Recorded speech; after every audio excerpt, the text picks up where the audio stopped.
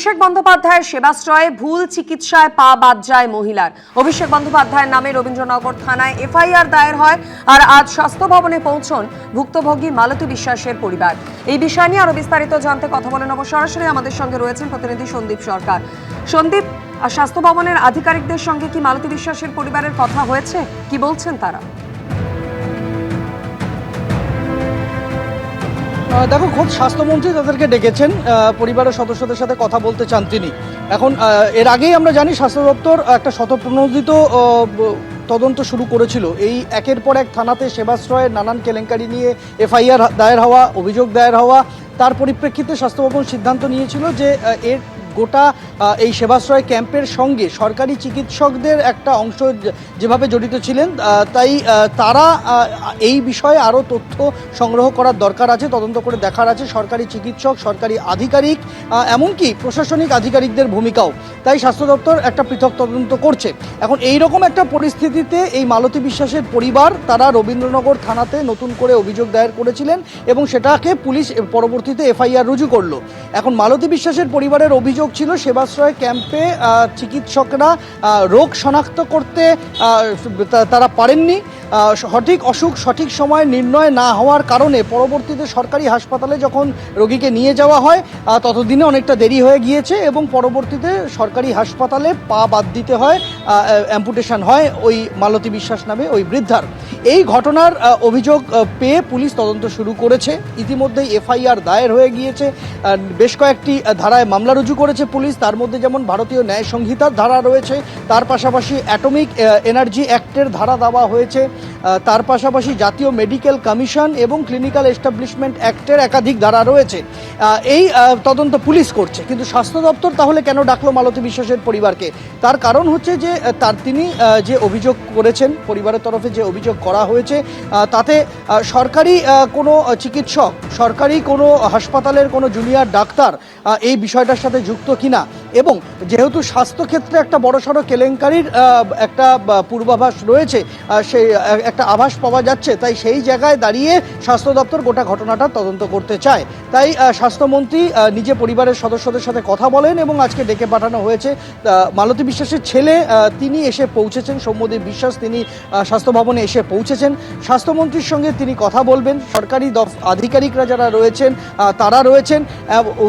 দক্ষিণ 24 পরগনা জেলার মুখ্য স্বাস্থ্য আধিকারিককে ডেকে পাঠানো হয়েছে, যেহেতু এই সেবাশ্রয়ের ক্যাম্প, যে ক্যাম্পে গিয়ে মালতী বিশ্বাসের এই পরিণতি হয়েছে বলে অভিযোগ, সেই ক্যাম্পের অনুমোদন, সেখানে কোন ডাক্তার যাচ্ছে, কি হচ্ছে, এক্ষেত্রে জেলার স্বাস্থ্য দফতরের একটা ভূমিকা থাকে।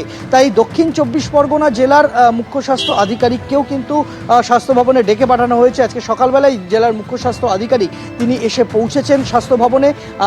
তার মালতী বিশ্বাসের ছেলে রয়েছেন, স্বাস্থ্যমন্ত্রী আর কিছুক্ষণের মধ্যে আসবেন এবং একটা তদন্ত প্রক্রিয়ার মধ্যে তার পরিবারের সদস্যদের থেকে বক্তব্য নেওয়া হবে এবং নথি নিয়ে আসতে বলা হয়েছে। সেই প্রেসক্রিপশন যেটা এই সেবাশ্রয় ক্যাম্প থেকে তাদেরকে দেওয়া হয়েছিল, সেই সবটা খতিয়ে দেখে পরীক্ষা করে তারপর স্বাস্থ্য ভবন পরবর্তী পদক্ষেপ তারা চূড়ান্ত করবেন, এমনটাই স্বাস্থ্যমন্ত্রী গতকাল জানিয়েছিলেন। ধন্যবাদ সন্দীপ। যেমনটা আপনাদের জানাচ্ছিলাম, মালতী বিশ্বাস তার ছেলে আজ স্বাস্থ্য ভবনে যান। কিছুক্ষণের মধ্যেই স্বাস্থ্যমন্ত্রীর সঙ্গেও দেখা করবেন তিনি। স্বাস্থ্য ভবনে পৌঁছে তিনি কি জানান শোনাবো।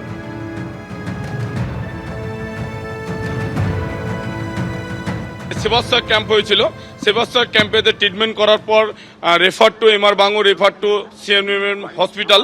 সেখানে তো আমার মা সুস্থ সবল হয়ে গিয়েছিল, কিন্তু দুর্ভাগ্য ভুল ট্রিটমেন্টের জন্য মায়ের পা সম্পূর্ণ থাই থেকে অ্যাম্পুটেশন হয়, অর্থাৎ কেটে বাদ যায়। আজকে স্বাস্থ্যমন্ত্রী তিনি দেখা করার জন্য টাইম দিয়েছিলেন সমস্ত পেপার নিয়ে। সাথে আমাদের ম্যাডাম অগ্নিমিত্র ম্যাডামও থাকবেন, তিনিও কথা দিয়েছেন, আশ্বস্ত দিয়েছেন তিনি আমাদের সঙ্গে সহযোগিতার হাত বাড়িয়ে দেবেন বলে। সরকারের কাছে এটাই আবেদন, যারা উপযুক্ত একদম যারা যুক্ত আছে এই সেবাশ্রয় ক্যাম্পেতে, এই ভুয়ো ডক্টরের সঙ্গে যারা যুক্ত আছে তারা যেন উপযুক্ত শাস্তি পায়। সাথে আমরা সরকারের কাছে আবেদন, যে আমার মা সারাটি জীবন যে পঙ্গু হয়ে গেল, আমার মা সারাটি জীবন বিছনায় শয্যা হয়ে গেল, তার যেন উপযুক্ত সরকারের সাহায্য পায়। অভিষেক বন্দ্যোপাধ্যায় সেবাশ্রয় প্রকল্প নিয়ে ভুরি ভুরি অভিযোগ, যার জন্য স্বাস্থ্য ভবনের পক্ষ থেকে পৃথক তদন্ত প্রক্রিয়া ইতিমধ্যেই শুরু করা হয়েছে। আজ মালতী বিশ্বাসের ছেলেকে ডেকে পাঠানো হয়েছে, তার সঙ্গে কথা বলবেন আধিকারিকরা। কি হয়েছিল মালতী বিশ্বাসের সঙ্গে যার জন্য ভুল চিকিৎসা এবং তারপর একটা পা বাদ চলে গেল তার? কি বলেছেন তিনি এবং তার স্বামী, শোনাবো। আমি মনে করি যে এই সেবাশ্রয় অভিষেক ব্যানার্জি নিজেকে